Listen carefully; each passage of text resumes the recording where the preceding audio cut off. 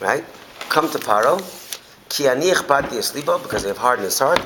That's leiv avodav, and the heart of his servants. Man shisei soisei lebekirbai, so that I can display my signs in his midst. Okay. So, a little bit problematic, that first pasuk. It says, Vayamashal Moshe, Boy el Paro, go to Paro, so far good, so good, right? Why? Kenich badis libo. Because they've hardened his heart. Excuse me, Rabbi, why not lech?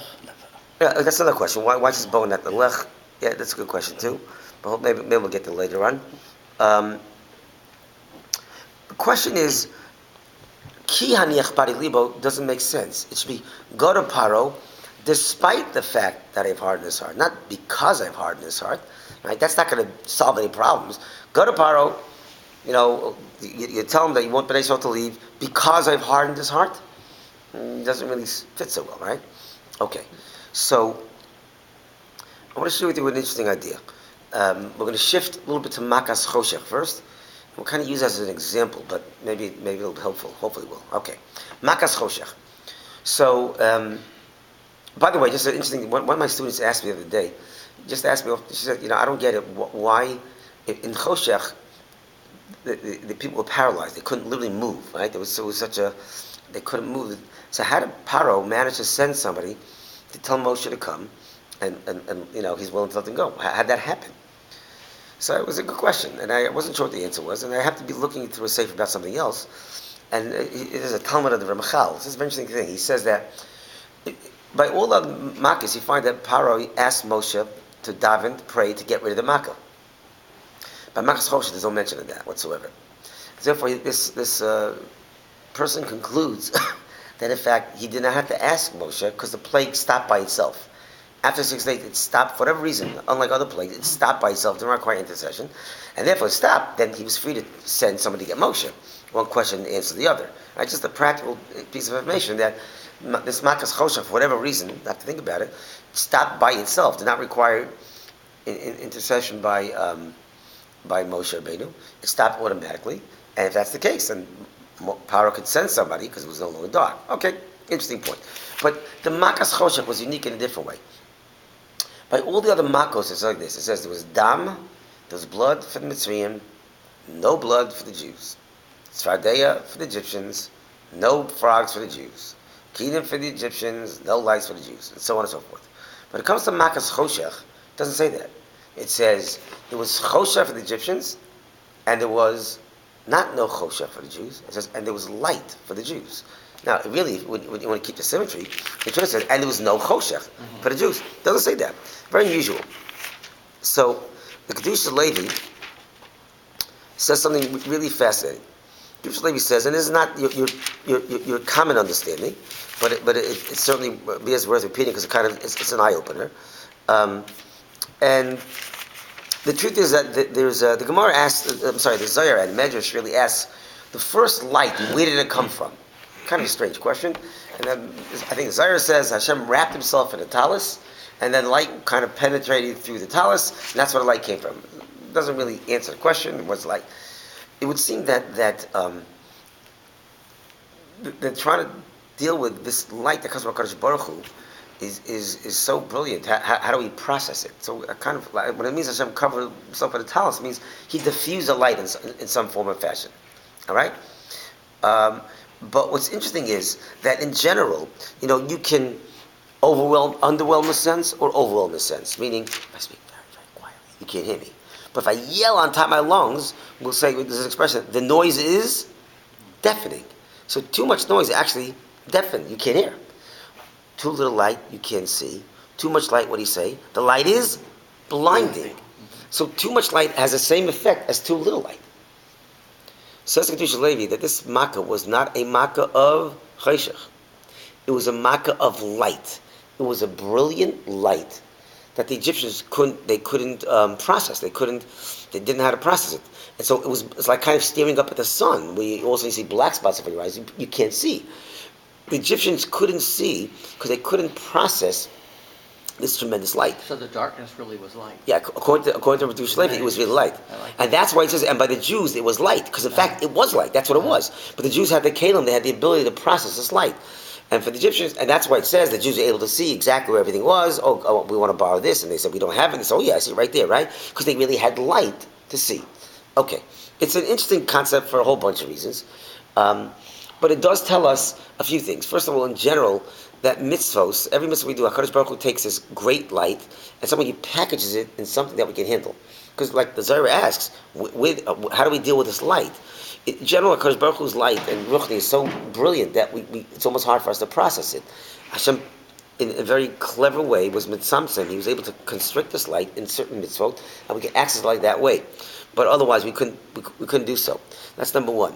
Number two, this idea of too much light, and for the Egyptian was darkness, has another metaphor, a similar idea. And that is, Chazal said, "La'asad lavo," in the world to come, Hashem is going to take the sun from its shield, and that light is going to be illuminating and healing for the Jews, for the righteous people, and it's going to be painful, excruciatingly painful for the wicked people. What does that really mean? What that really means is that a person, the light represents the light of truth. If somebody is pursuing truth, always looking for truth, then when finally there's an exposure of truth, it's illuminating, it's embracing, it's healing. But somebody who's trying to avoid truth his whole life, somebody that the last thing they want to do is deal with truth, when they're exposed to truth, there's nothing more painful and humiliating than that. So the same light that is illuminating and healing for the righteous person is excruciatingly painful for the wicked person. It's light for the Jews, and it's darkness. And again, both in a physical sense and in a spiritual sense, light and dark can be two sides of the same coin. And if that, excuse me, so I'll tell you a story that the Christians have this concept of hell. Basically, you imagine this devil with a pitchfork and this fire and all that kind of stuff, right? So, as usual, they kind of twisted and corrupted what Yiddishkeit was saying. And Gehenna, it's a fire. It's a red fire of shame. I'll say it's shame. It's embarrassing to the neshama when it's confronted with truth. That's the Gehenna, is that shame that the neshama feels that didn't live up to what it's supposed to live up to. There's a kind of a sad story. My great aunt told me a story that about, must have been 30 years ago, probably 40 years ago even. Maybe 45 years ago, there was a wedding in some place in New York, and the custom is, you give the bride and groom some gifts or some checks, whatever the case is, and the bride and groom don't handle themselves. They give it to, let's say, the father of the groom. He holds on to them, and then at the end of the wedding, gives it to the bride and groom. Anyway, at the end of the wedding, the father of the groom reaches into his pocket to give all the checks. They're all gone. All gone. Someone had lifted those checks during the wedding. Oh, pretty sad story. It's not the end of the story. The end of the story is, a few weeks later, they're all sitting around. They got together to watch the wedding pictures. Now today, you just send somebody a video. You don't have to even get together. In those days, you had one 35 millimeter thing. You got together. They saw the guy. 1 second. They're watching the wedding, and they see Uncle Joe sticking his hand in the father of the groom's pocket. But what's worse, Uncle Joe is there watching the film. Yeah. Does it get more embarrassing than that? It can't. That's what I'm talking about, Gehenna. When you're exposed to a truth, there's nothing more humiliating and painful and shameful than that. That is what we're talking about. So the very light that could be illuminating somebody, for somebody else, that truth, for everybody else, oh, now we know where the money went, it's illuminating. For him, it's the most painful thing in the world. So the very thing could be light and dark at the same time. Let's go back to our first question. Go to Paro because I've hardened his heart. The Torah creates a parallel world. Well, Hashem created a parallel world of light and dark operating at the same time. Meaning, at the same time that things seem to be bleak for an individual or for a nation, for Klal Yisrael, at the same time, HaKadosh Baruch Hu is preparing at that same moment our Yeshua, our salvation. And it runs concurrently. In fact, the deeper the darkness, that all that means that it's hiding the greater light that's ready to be exposed as well. We have an expression, Yeshua's Hashem Ke'erifayin, that in the bleakest moment, Hashem's Yeshua, Hashem's salvation can happen at any given moment. In a moment's time. Because what's really going on at the same time that something bleak is happening, in that parallel track called Zulu Mazu, there's a light that's being prepared. And just the opposite. The darkness is the deeper the darkness, the bigger proof that there's a greater light that's waiting ahead of us as well. Go to Paro because I have hardness heart. That means you can experience total darkness now. But that darkness just also speaks to the fact that right at the same time that it's dark for somebody, there could be light for us in a few moments as well. In Psalms, in Tehillim. So, Mizmor David, the famous one, Gam ki elch begates hamavas lo yira ki atim odei. I will not, even as I walk in the valley of darkness, I will not fear because you are with me. Right? That psalm is familiar, both Jew, Christian, everybody knows that psalm. Actually, I can tell you parenthetically an interesting, sad story, another sad story. I was teaching at the JCC many years ago in DC, and this goes back, must be 15 years ago, maybe more. And this woman comes out to class, and she goes, Rabbi, I need to convert to Judaism. I said, why? She goes, well, I need a roadmap. I just need a roadmap. I just don't have. Okay, it's making sense. We start talking a little bit. Then I discover that her mother's mother is Jewish. I said, I got good news for you. You don't have to convert. She goes, no, you don't understand. I've been going to church my whole life. I need to convert.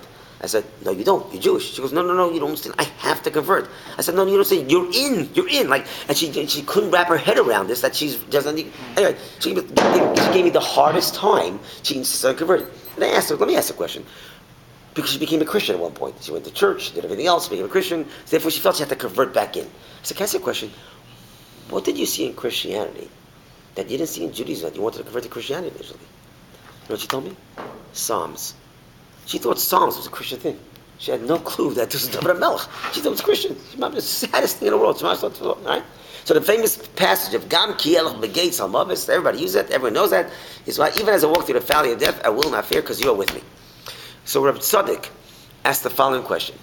He said, if you look at that Mizmor, it's also of Yarbit Seini, Yani Leini, he will guide me, he will lead me, right? Third person. Then Gam ki elch begates hamavis, even as I walk in the valley of death, Lo yira ki atoimadi, because you are with me, shiftecha, your staff, umishantecha, you will guide me, right? So he asked, why do we shift? We started talking about God in third person, and then we talk about God in second person. We know that third person is, at least in Torah, is considered a little more distant. And we speak you, nochach, that's closer.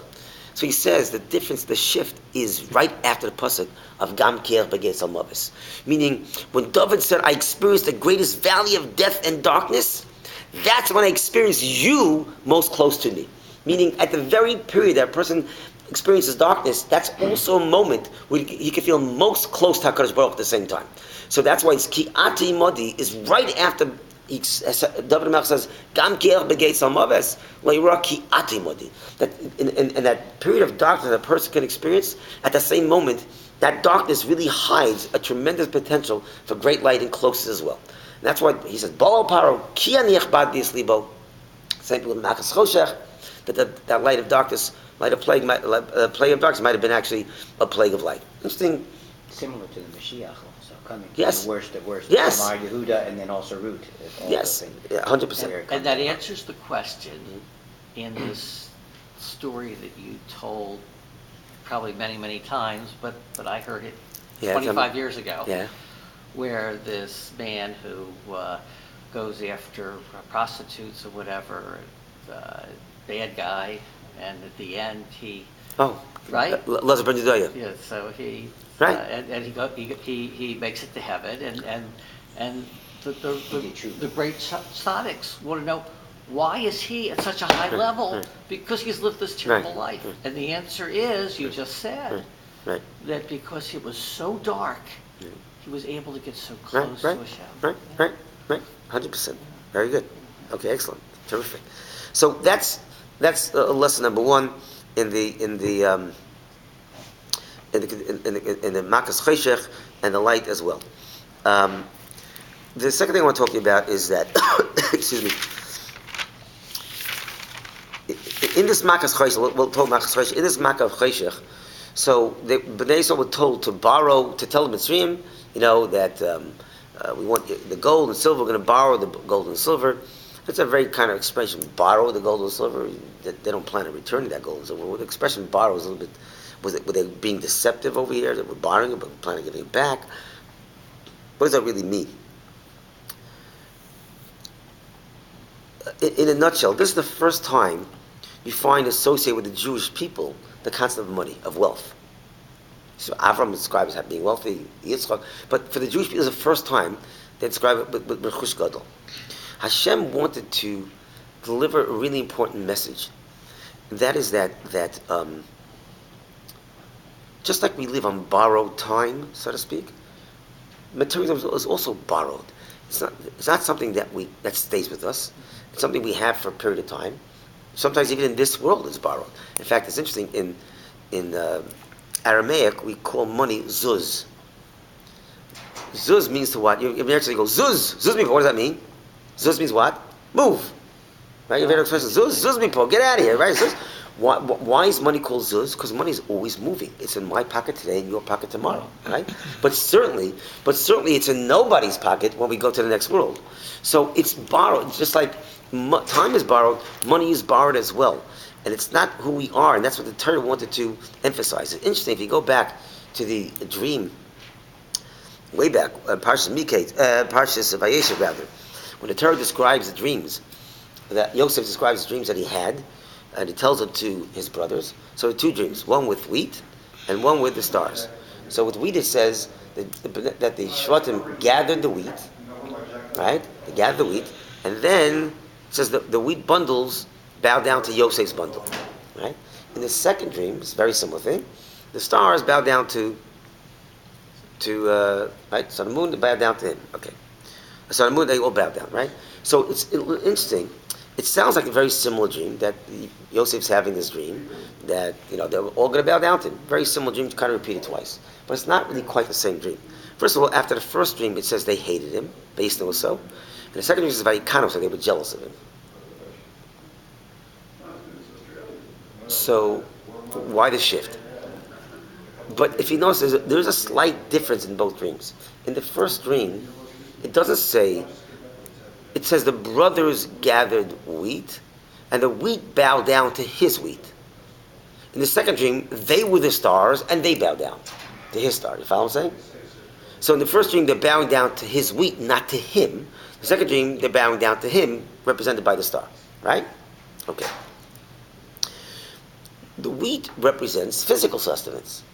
And in his first dream, he's projecting that eventually he's going to be the one they're going to have to rely on him for sustenance, which is true. They can't let him try him, and he was the sustainer for them and for all of Egypt and all the world. Yosef was the Yisod, he becomes the sustainer for the world in a physical sense. Right. In the second dream, which represents stars, that's more of a spiritual nature. He's saying even in a spiritual nature, I'm going to have something that you're going to have to acknowledge and get from me. All right? So in the first dream, where he's professing somehow a stature in a material way, they despise that because they have no interest in that material thing. So they despise it. His illusion of grandeur in the physical, it's despicable to them. In the second dream, when he's talking about a spiritual grandeur, that they might be jealous of. They appreciate that at least. All right, but it's interesting. Like I said, in the first dream, they don't bow down, but their wheat bundles bow down. Why? Because it can't be that they bow down. In other words, because they are not wheat. In other words, the stars could represent the brothers because we are. Our essence is spirituality. That's who we are. So the stars could actually be representative of the brothers themselves. In the first dream, the wheat can't represent the brothers because you're not your materialism. That's how you are. It could be your wheat bundles bow down to Yosef's wheat bundles, but it's your bundles, not you. It's Yosef's bundle, not Yosef. Right? In fact, part of the pun, you are not what you eat. Right? Okay? That's not who we are. Right? So in this case as well, the lesson that Hashem is teaching the Jewish people right away, this is money you're borrowing from the Egyptians, not you plan on giving it back, but all money is borrowed, just like all time is borrowed. Everything we own is, we have to view it as borrowed. It's not who we are. It doesn't become part of our essence. We don't take it with us as well. All right, I think we'll pick up after, I think it's Meyer now? Is that what it is? Yeah? Very good. Oh, we'll pick it up right afterwards.